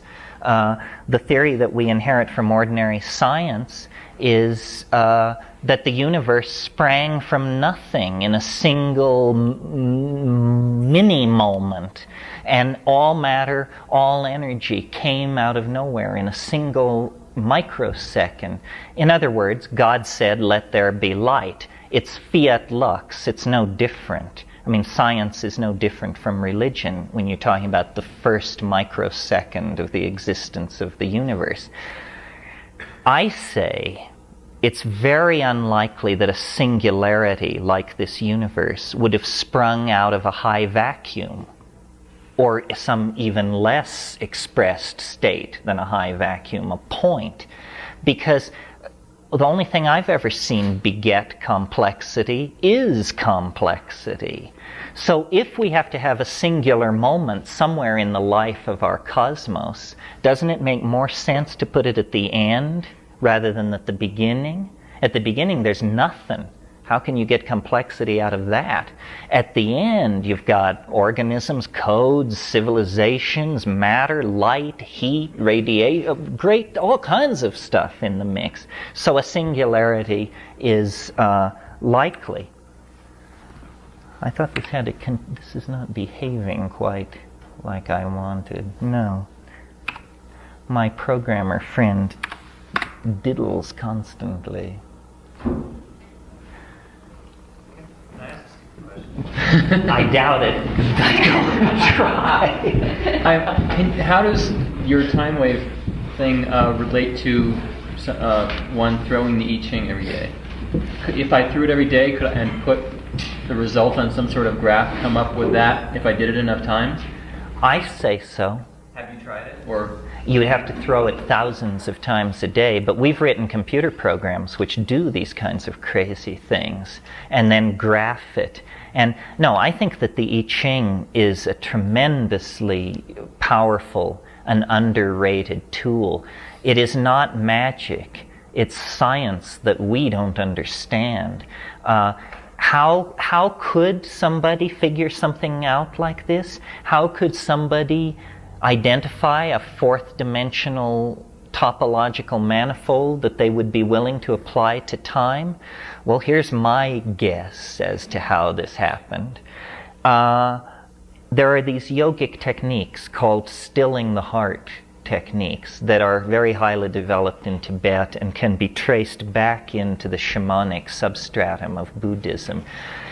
It seems to me probably that what's going on is when you still physiological function, breathing and heartbeat and pulse, and bring everything right down onto the deck, then you look into the resources of your mind, and what you see is flux of some sort, stuff going by. And if you pay attention, and maybe it's more than the task of a single lifetime, it's a community of researchers doing this, but if you pay attention, you eventually understand that this flux has parts, is particulate, is of the nature of multiplicity, but it doesn't have an infinite number of parts. It has a finite number of parts that are constantly rearranging themselves in different configurations. Further observation leads to the realization that there are apparently 64 of these non-reducible parts. Think of them as species of time. The good time, the bad time, the next time, the last time, the first time, the lost time, the new time, and so forth. There are 64 of them, and these clever Chinese folks assigned a gestalt image to each one. And in the same way that out of 106 elements, we get bears, beavers, mutant ninja turtles, battleships, and everything else, out of these 64 kinds of time, we get all the situations that there are. And so these people, at the dawn, before the dawn of history, had figured out this tremendously deep and profound thing. They had figured out the elemental nature of human psychology and its link to the elemental nature of the continuum of process. I mean, this is very modern, deep stuff. Heidegger, eat your heart out. That kind of thing.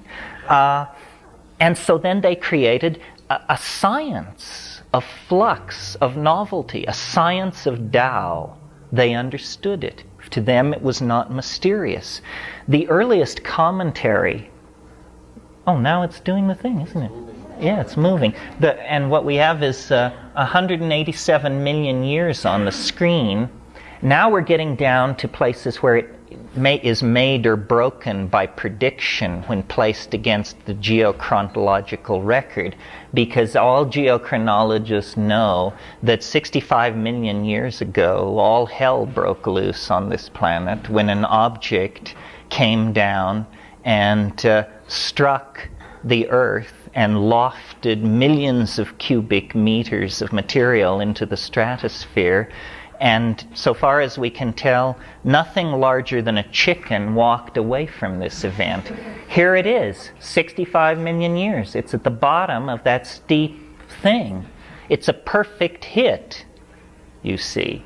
Now we're looking at 93 million years. Here is the KT boundary, as it's called, the extinction of the dinosaurs. It's the biggest thing that happened in the last 65 million years, and for sure it was. Don't doubt it for a minute, folks.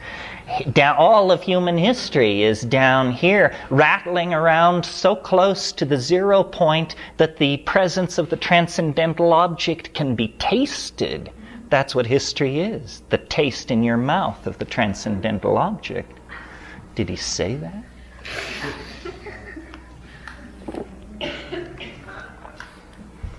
I got excited by this and I lost my thread in the sub-theme. As this closes distance with history, there's more and more to look at. This is 46 million years.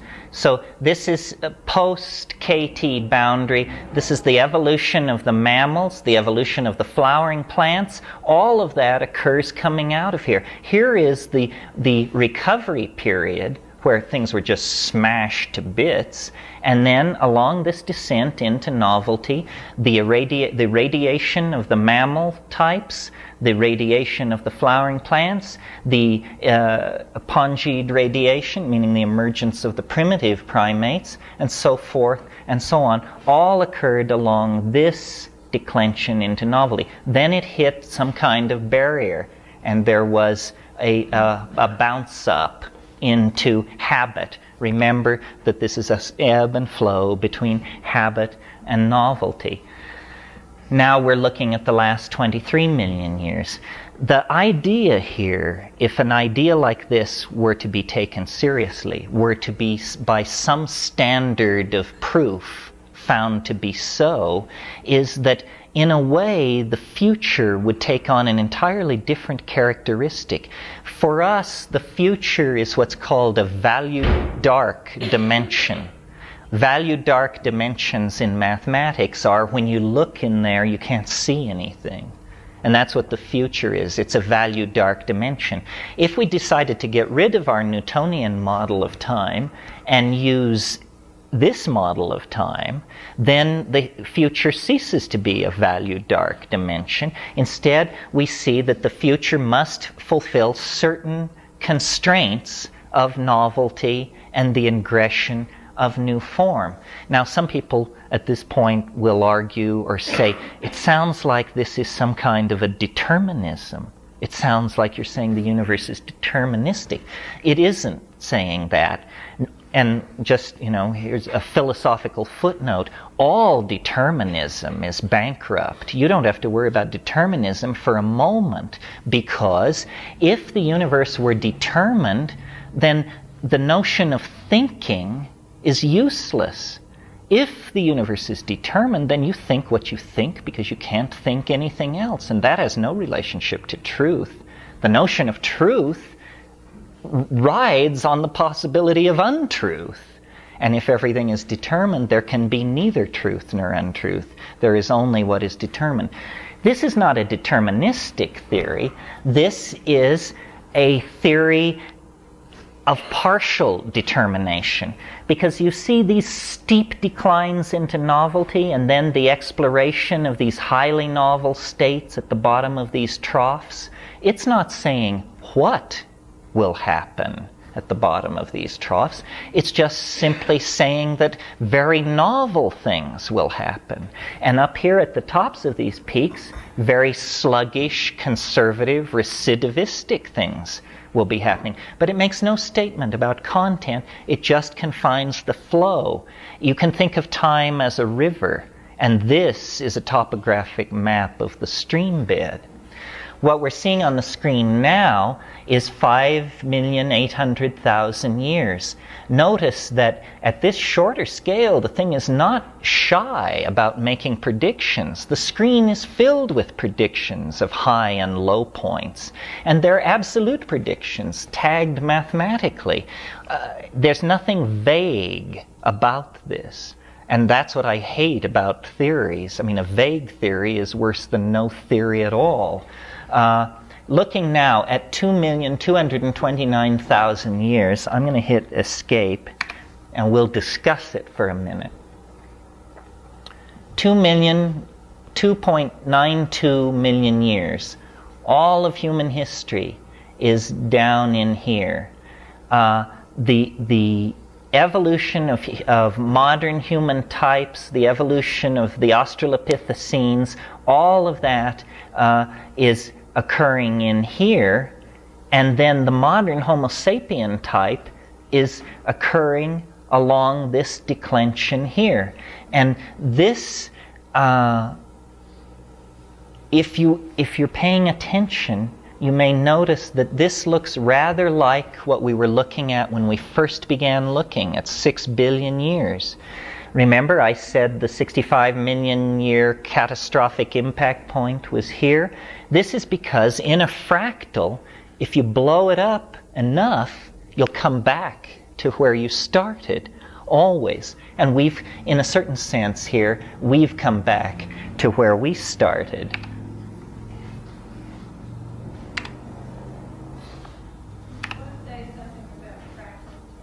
Okay. There's a local photographer here who we all know and love, William Porter. He recently had a show, and what was happening was he said, I've been taking these photographs for 20, 30 years, irrespective of the current style of art, and they've been richly criticized because they weren't artistic. And he said, I just do this.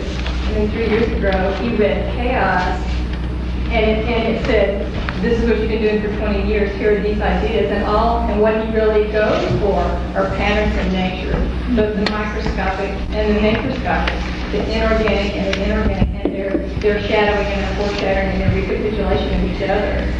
And it's a really beautiful thing. There's a book coming out soon where he illustrates a book by Flick where they talk about it and show it. But the thing that's most wonderful about it is when you look at this work, it makes you cry. It's very beautiful, and you don't know why. And Glee just says, human beings, they like to look at patterns. It's our brains, we just like to look at this stuff. And something about ingesting a pattern, it makes it different, it makes it get well. This is what I was saying this morning about how understanding is the apperception of pattern. To perceive pattern is to know. That's what knowing is the perception of pattern. Even if you're just looking at the border on a skirt or something, that's understanding. Yeah. Yeah, that I have understood the I Ching to be that it is these numerical entities open up doors to psyche, where quantity meets quality. Number into topology, into morphology, into psyche. And what I'm wondering is, I don't know if you see it that way, or if that's an accurate way of looking at it, but I wondered, do you feel that you understand numerical values that way now? That you could, even looking at like molecular numbers of hallucinogens, and how they are keys to certain qualitative psychic realms. This is Pythagoreanism, the banished faith of the magical power of number. And yeah, I think Kat has this recurring hallucination where she sees the UFO and she actually can study what it is. And the UFO is made out of numerical and spatial relationships. That seems to be all that it is. That's why the entities are so touchy about showing it. And what they always say is, if we show you the ship, you'll understand how it works. And I know that. That's true. That's why we want to see it. To gaze upon it is to understand its mechanism, because somehow its structure is its mechanism. We can't even imagine machines like this because we're so primitive. But yes, the relationship of number and octave and relationship. There's a friend of mine who swears that every time he smokes DMT, he sees what he calls the space demons. And what the space demons do is they do calisthenics in all right angles, holding them open. And if the space demons stopped doing their work, all right angles would close and the universe would disappear. So he sees the universe as a demonically sustained thing, moment to moment. I mean, these guys work constantly to keep this from happening. They get relief forces, or they all each...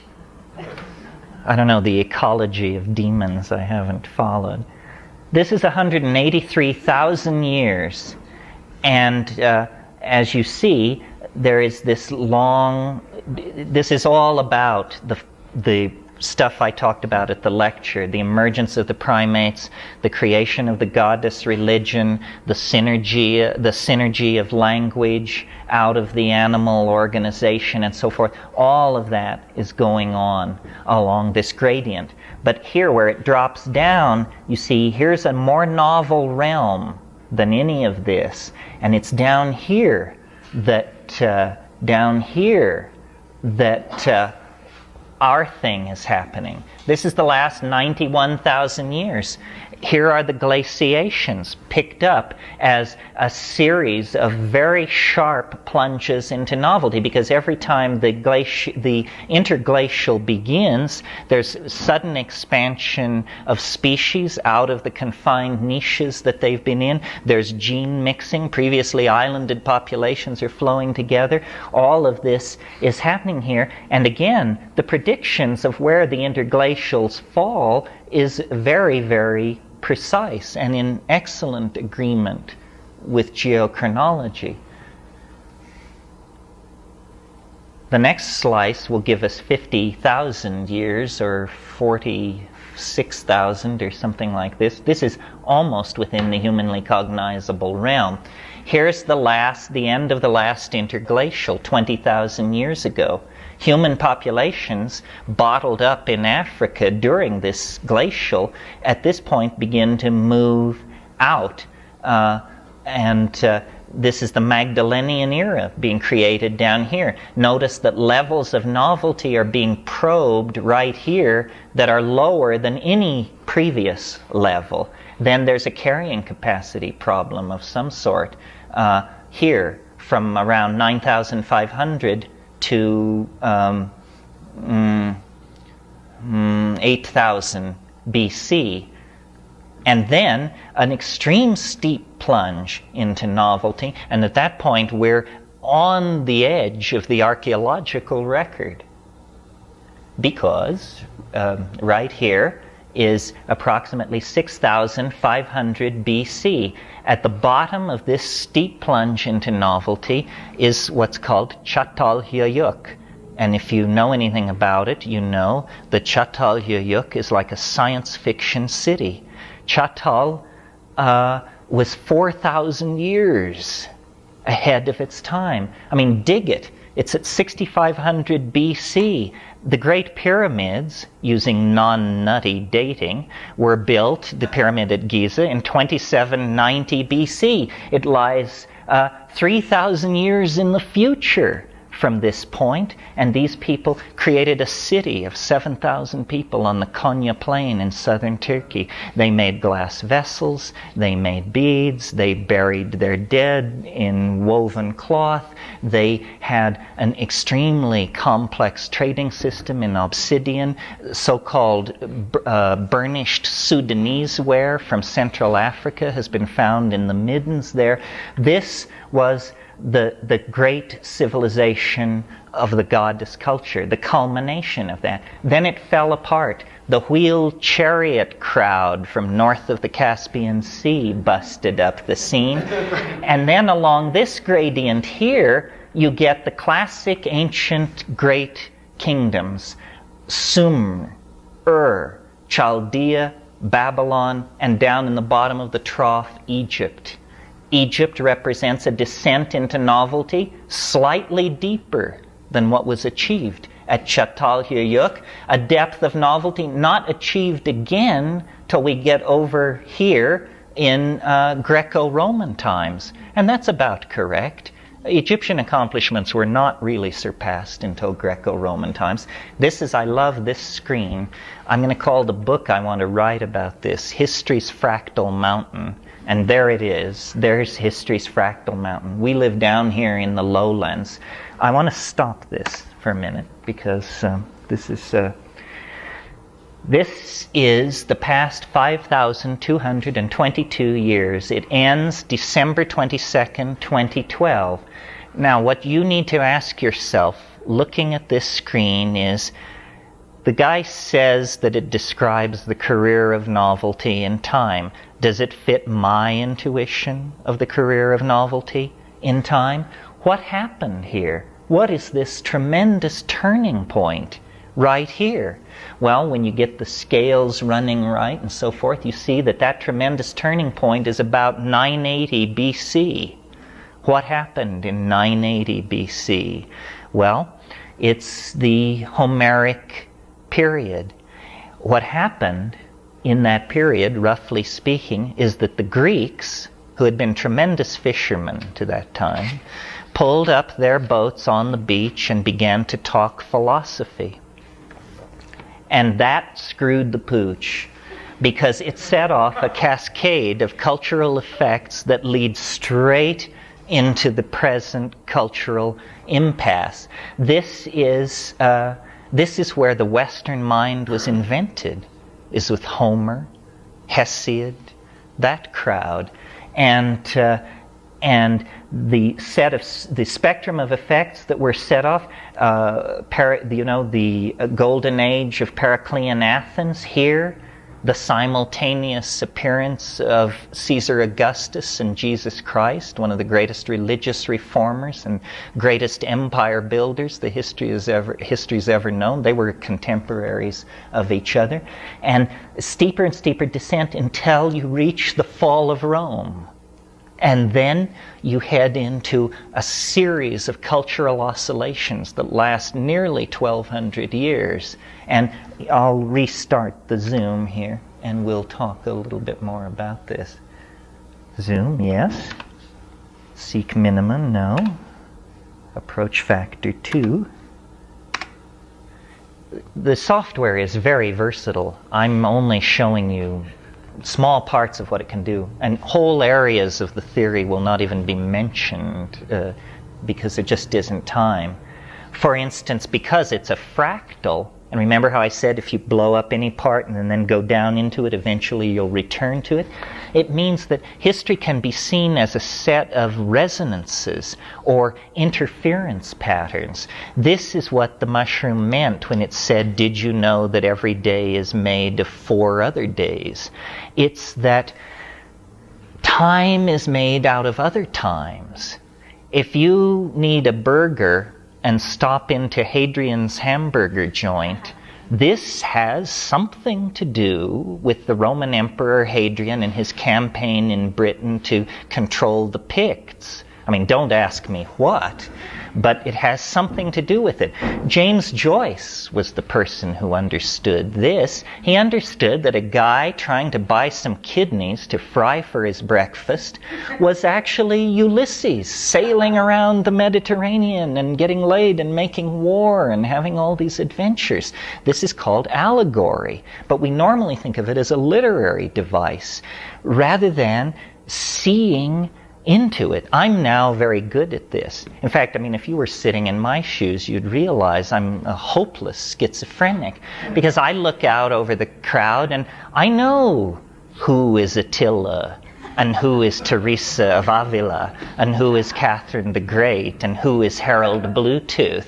I just see it. Everything is very rich if you have assimilated the idea that the world is made out of fractals that open up onto other fractals. Now, we're way down into humanly cognizable time. We're looking at only 1,430 years. We have excellent data on this span of time, in some cases to the day and the hour. Well, so what's going on? What is it predicting, and how right is it getting it?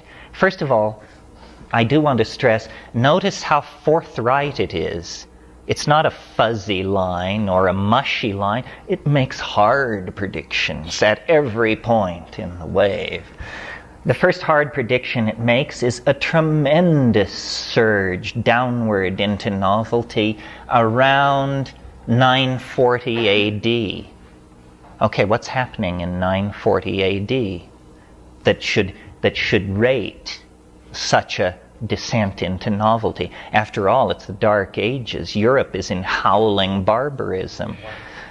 Pardon me? The Black Plague? No. One thing we'll learn this afternoon is how little we know about history, but thank you for trying. What happened in the 940s, it is the absolute flowering of Islam. Not Islam, the militant religion, but Islam, the purveyor of mathematics and love poetry and architecture. These are the Caliphate of El-Rashid, the preservation of the Greek manuscripts.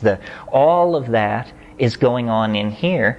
And what I've finally narrowed it down to in terms of something very specific that made a huge difference right there is Arabic numerals are introduced into the West right there. This may not seem like anything to shout about, but to try and do zip without it. Yeah. Isn't that also the Tang Dynasty? Yes, the Tang Dynasty. I have all this data. People accuse me of being cultural centric, but the parallels are amazing. Cultures rise and fall in different parts of the world at the same time. The wave picks this up. Yes, this is the height of the Tang Dynasty running along here. Okay, so then we move on to the next prediction. Here's another that came out of this, and it was kind of, first one thing and then another, and it went on for a while. But then there was a tremendous surge down again around 1135. What's going on? Pardon me? Copernicus. Nope, too early. 1139, the Second Crusade. This is the period when Europe is encountering the idea of the Orient and the breakup of the absolute lock on people's minds that the medieval church had. This is the beginning of banking, trading, so forth, and so on. Okay, so then it comes out, each one of these steep descents into novelty, notice, creates then a period of adjustment and recidivism where society kind of then assimilates what it has been through. Then the next steep plunge is over here, very steep, and can be dated absolutely to 1355. What happened in 1355? Is that the Black Plague? Black Plague kills a third of Europe. Congratulations! Yes, from 1353 to 56, 1/3 of Europe dies. It's like an atomic war. The thing predicts it with perfect accuracy. The philosophy, the demographics, the politics, everything for the next several centuries was vibrating, coming out of there because of that. Okay? Then we come up here to the top of this thing. Something happened at the top of this which starts the most sustained descent, the very steep descent into novelty, which is sustained across this period down here. Okay, what's the date up here? 1440. What's happening in 1440? Anybody know? Printing press. Good. Yes, in Mainz, near Frankfurt, Johannes Gutenberg whips out the first Gutenberg Bible. Printing occurs right at the top of this thing. At the bottom of it, it's 1492. Along the descending gradient is the Italian Renaissance. a cascade. First Titian, then Leonardo, then Donatello. No, that's the new movie. Titian, then Caravaggio, and then, somebody else not in the new movie. Galileo is also on that same gradient. This is the Italian Renaissance, and it creates this tremendous novel period. The period of exploration, the discovery of the new world, the creation of the trade routes to the east, and so forth and so on. But then anti-novel forces take hold. These colonial holdings turn into a nightmare. Slavery is reintroduced. The 30 years, and so forth and so on. Then you get over to here, the top of this one. This is about 1720, and at the bottom of it, down here, is about 1770. This is called the European Enlightenment. This is not since the Renaissance has there been such a surge in the arts, the sciences, philosophy, theater, everything. And then it comes down here to this sawtoothed portion of the wave, and that is the American Revolution, 1776, the French Revolution, 1789, the Napoleonic Restoration, 1802. And that creates this spike upward. Well, now let's go back to the zoom.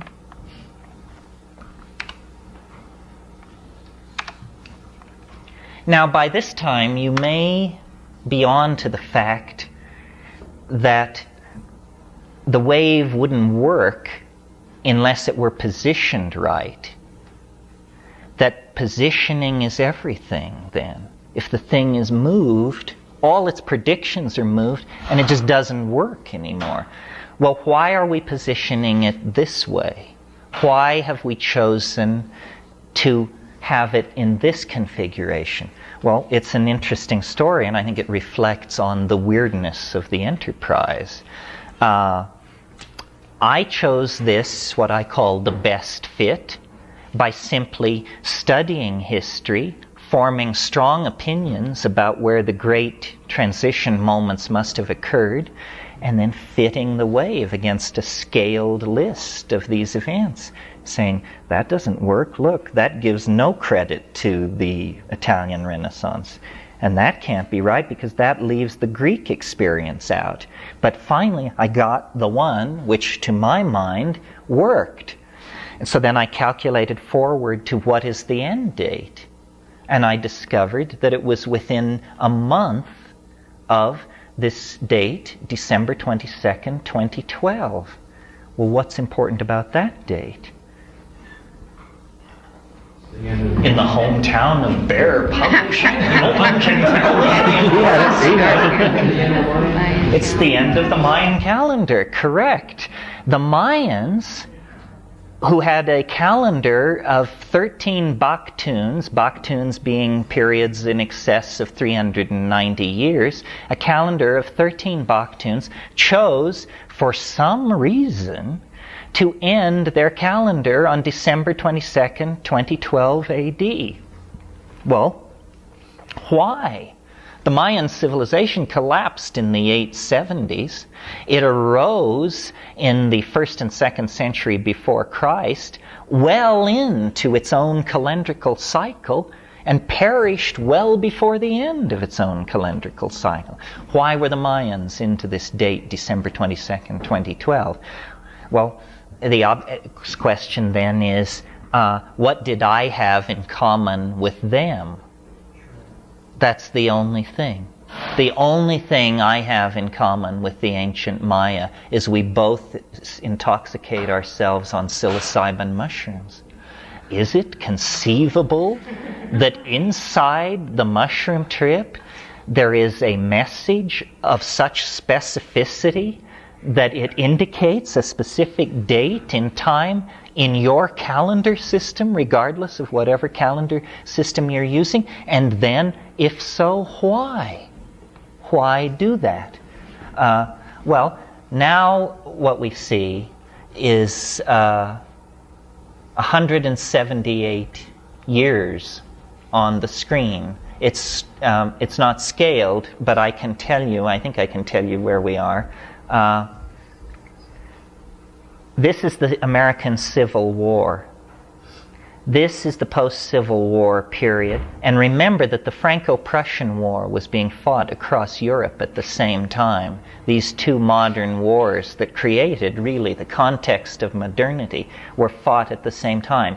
Out of them came, tremendous new technologies, the telegraph, steam locomotive, that was slightly before, but the telegraph, the telephone, the automobile, so forth and so on, all that is occurring on this downward sweep. Now, remember history's fractal mountain? Here we're in history. Here we're seeing it again, but we've scaled down to it. Now we're seeing that history's fractal mountain on one level of resonance stretches from 1945 to 2012. So that, in a way, what is happening in the world is between 1945 and 2012, in some weirdly compressed fashion, we have to live through the entire set of themes that occurred in the previous larger cycle. And let me hit the escape key here. Yeah.